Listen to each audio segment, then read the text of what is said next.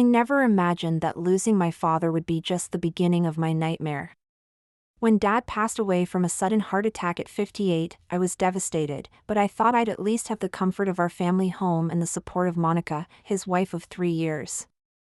I was completely wrong about her intentions. Within hours of the funeral, this woman who had pretended to care about our family showed her true colors in the most disgusting way possible. She cornered me in the kitchen while I was still processing my grief and told me I had exactly 30 days to pack my belongings and get out of her house. The audacity was breathtaking, especially considering I'd lived there my entire 22 years. Monica claimed that since she was Dad's legal wife, everything automatically belonged to her now, including our family home that had been in our family for generations.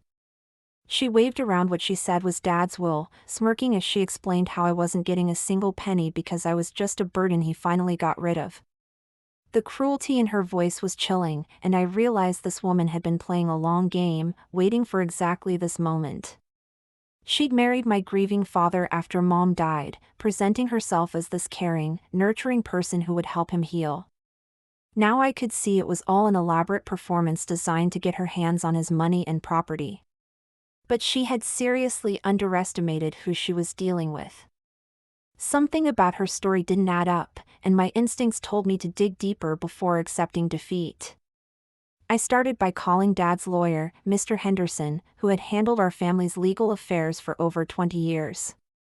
When I explained what Monica had told me, there was a long pause before he said something that changed everything. That's impossible. Your father never updated his will after your mother passed. You're still the sole beneficiary of everything. My heart nearly stopped. Monica had been lying about the will, but how had she gotten something that looked so official? That's when I realized this woman was far more dangerous and calculating than I'd initially thought, and I needed to be very careful about how I proceeded with exposing her. I decided to do some investigative work on Monica's background, something I probably should have done when she first entered our lives. What I discovered was absolutely shocking and explained everything about her manipulative behavior. The woman calling herself Monica Richardson was actually Maria Santos, and she had a criminal record spanning multiple states for marriage fraud, identity theft, and elder abuse. She'd been targeting wealthy widowers for over a decade, using fake identities and forged documents to steal their assets. There were at least 4 other men she'd married and swindled, leaving them penniless or worse. One elderly man in Arizona had died under suspicious circumstances just months after marrying her, though nothing was ever proven. I felt sick knowing this predator had been living in our home, but now I had the ammunition I needed. Armed with this devastating information, I contacted the FBI's white-collar crime division and local police to report her for fraud and identity theft. But I wanted to do more than just have her arrested. I wanted her to experience the same shock and humiliation she'd put me through. So I decided to orchestrate a public exposure that she'd never forget. I invited several family friends, neighbors, and even some local reporters to what I announced as a memorial celebration for my father at our house. Monica was thrilled, thinking this would be her debut as the grieving widow and new owner of the property. She spent hours getting ready, probably planning how she'd play the sympathy card while establishing her claim to everything. She had no idea she was walking into her own destruction. The day of the gathering, Monica played her role perfectly, dabbing her eyes with tissues and talking about how much my father had meant to her. She even had the nerve to mention how generous she was being by giving me 30 days to find somewhere else to live, portraying herself as the reasonable stepmother dealing with a difficult stepdaughter. But then I stood up to make what everyone thought would be a tribute to Dad. Instead, I began revealing everything I'd discovered about her true identity. I had copies of her arrest records, photos of her other victims, and documentation of her real name and criminal history. The room fell completely silent as I methodically destroyed every lie she'd built her life around, watching her face transform from confident smugness to absolute terror.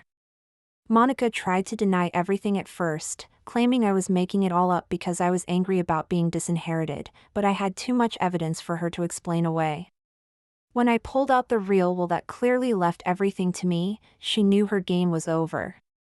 The local news reporter I'd invited started filming as Monica's carefully constructed facade completely crumbled. She began screaming threats and obscenities, showing everyone present exactly who she really was beneath the fake grieving widow act.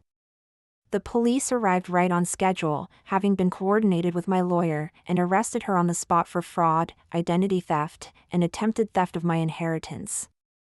Watching her get handcuffed and dragged away while the cameras rolled was the most satisfying moment of my entire life. The legal aftermath was swift and decisive in my favor, since the evidence against Monica was overwhelming and undeniable. She was sentenced to 8 years in federal prison for her crimes, and I was able to recover not just my father's assets, but also restitution from her previous victims' cases. The fake will she'd shown me turned out to be sophisticated enough that she could have potentially fooled probate court if I hadn't investigated further. My father's real will not only left me the house and his savings, but also a life insurance policy I didn't even know existed.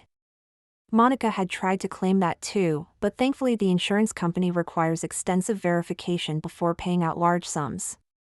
Her arrest made local news, and several other victims came forward with similar stories, helping authorities build an even stronger case against her. Looking back on this nightmare, I realize how close I came to losing everything because I initially trusted someone who seemed to care about our family. Monica had been planning this con from the moment she met my grieving father, studying our family dynamics and financial situation while pretending to love him. The most disturbing part was learning that she'd actually been researching ways to potentially harm me if I'd proven to be too much of an obstacle to her plans.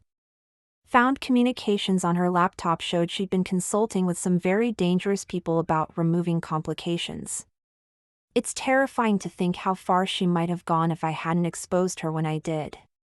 Now she's exactly where she belongs, and I'm living peacefully in my family home with complete legal ownership of everything my father worked so hard to build.